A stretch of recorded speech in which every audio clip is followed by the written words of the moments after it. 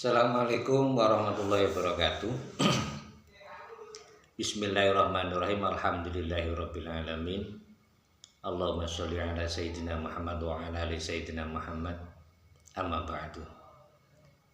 Wahai saudaraku semua, hari ini kita akan ngobrol bareng tentang kisah-kisah yang terjadi pada seluruh manusia, karena yang dialami mereka juga kita alami, yang dialami tetangga kita juga kita alami, yang saya alami tentu juga pernah kalian alami. Jadi ini hanya sebuah cerita pengalaman yang sudah terjadi, yang pernah saya rasakan sendiri dan saya buktikan sendiri, bukan katanya, bukan hasil dari teori, tapi proses ini bertahun-tahun saya lakukan dan saya merasakan kebenaran itu atau yang salah bagaimana, yang benar bagaimana, itu terjadi. Salah satu kisah untuk kali ini yang kita mau bicarakan, kita sampaikan adalah tentang keluh kesah manusia saat mengalami ujian dan cobaan dari Allah yang berupa penyakit. Penyakit yang dirasakan fisik terutama itu hingga seluruh keluarganya ikut bingung, ikut mencarikan solusi dari berbagai informasi yang mereka terima, dikejar, dicari, ditemui, agar supaya salah satu keluarganya yang sakit itu menjadi sembuh. Unik, kadang-kadang yang dikatakan, yang diceritakan, yang disampaikan kepada saya, sakitnya itu paru-paru, kadang-kadang jantung, kadang-kadang lambungnya yang sudah akut dan lain sebagainya, kanker, liver, seluruh penyakit-penyakit yang ilmu kedokteran pun agak sulit, berat untuk menyembuhkan mereka. Dengan berbagai metode, dengan berbagai pengobatan yang dimiliki seluruh dunia, itu kadang-kadang tidak menyembuhkan. Bisa dikatakan memang kehidupan itu tidak ada yang sempurna. Jadi informasi yang kita terima tentang apapun yang mengatakan bahwa ini manjur, ini ahlinya, ini dari segala penyakit yang ada bisa disembuhkan si A atau dokter B yang bisa menangani, seluruhnya itu bisa benar juga bisa tidak. Dan kebanyakan kalau orang yang beriman itu tidak ada yang benar, karena yang bisa menyembuhkan hanya Allah, Tuhan yang Esa.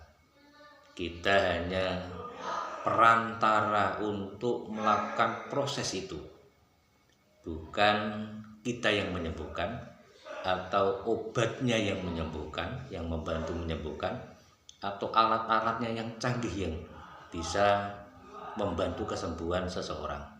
Tidak. Coba kita renungkan, coba dari segala macam-macam yang ada, informasi yang kita terima itu tidak bisa dibenarkan dan tidak bisa disalahkan. Karena ketika Allah menghendaki si A itu akan sembuh melalui dokter juga bisa. Kadang juga si A itu bisa sembuh melalui pengobatan herbal juga bisa. Kadang juga ada yang mengatakan dia sembuh karena dia melakukan aktivitas sendiri, karena tekadnya sendiri, karena keberanian sendiri melawan rasa sakit yang ada di dalam dirinya, dia melakukan aktivitas yang tanda kutip yang agak ekstrim, itu juga tiba-tiba bisa sembuh. Yang saya alami, banyak orang yang mengatakan sakitnya sudah berbulan-bulan, kadang-kadang bertahun-tahun, itu ternyata diusahakan sudah berbagai bentuk pengobatan alternatif, kedokteran, hingga sampai di tanah Jawa dipercaya ada dukun atau yang lain. Itu sudah dilakukan dan tidak sembuh. Yang ternyata yang terjadi itu sakitnya mereka yang dikatakan dokter itu katakan jantung, ternyata tidak. Sudah menghabiskan ratusan juta dengan obat juga tidak sembuh. Yang kedua, melalui alternatif juga tidak sembuh. Melalui pengobatan yang diketahui mereka, informasi dari tetangga, keluarga, itu juga tidak sembuh, tambah parah. Kelelahan mereka sudah pada titik yang sangat riskan. Nah, uniknya Allah mencarikan solusi pada seseorang itu kadang-kadang tidak masuk akal, dan sembuhnya itu bisa dikatakan dengan pengobatan yang ada tidak. Itu dilakukan hanya mendengarkan ayat-ayat Al-Quran,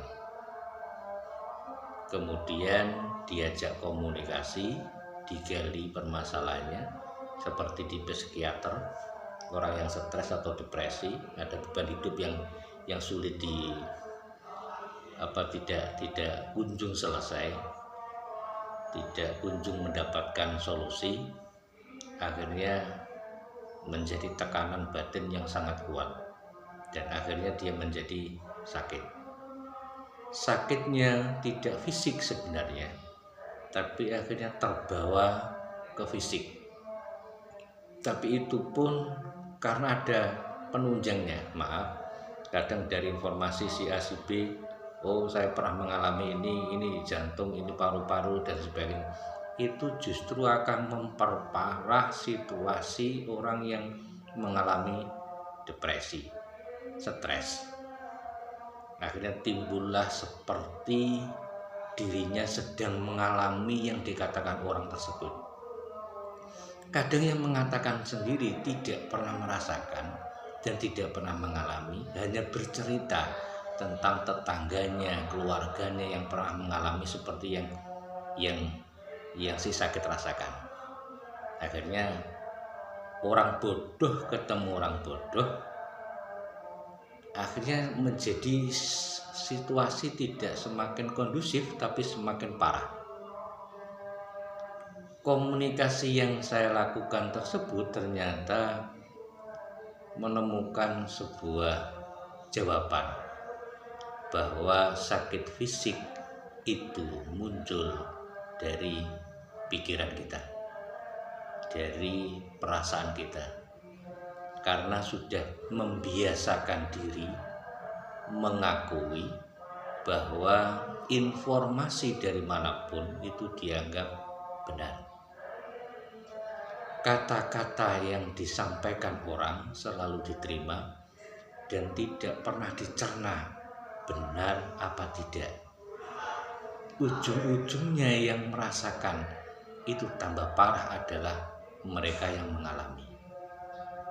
Anehnya kita yang di luar itu pun memperkeruh masalahnya menjadi lebih parah, karena kita juga membomboni, nambah-nambahi informasi, akhirnya mereka menjadi takut.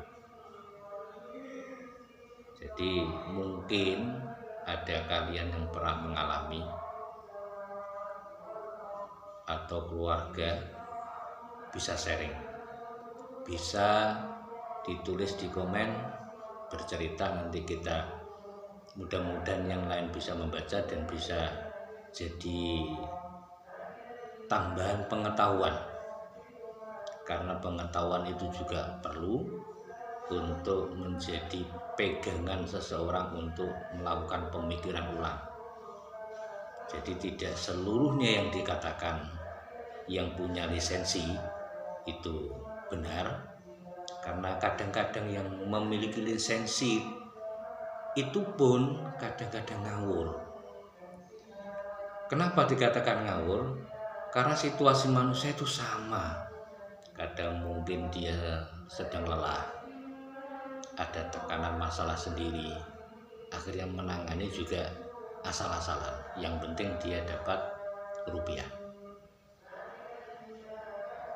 Tolong siapapun yang merasakan sakit, yang kadang-kadang dibawa ke dokter, dicek dengan alat yang canggih, tidak nampak atau tidak ada, tapi yang dirasakan adalah bagian yang dirasakan, katakan jantung, ternyata jantungnya sehat, atau kadang-kadang jantungnya dikatakan sakit, itu belum dicek sudah dikatakan sakit dokter. Jadi tolong renungkan kembali. Nanti kita lanjutkan obrolan ini lebih jauh. Untuk kali ini intinya cobalah renungi yang terjadi di sekitar kita, informasi fakta yang terjadi, biar kita bisa menyaring dan kita bisa mengambil kesimpulan bahwa langkah kita, pemikiran kita selama ini bisa dikatakan kurang tepat. Tidak keliru tapi kurang tepat. Mungkin karena banyaknya informasi yang masuk, kita juga butuh solusi, akhirnya ngawur. Itu. Semoga bermanfaat, dan untuk season berikutnya kita akan sambung kembali. Terima kasih. Assalamualaikum warahmatullahi wabarakatuh.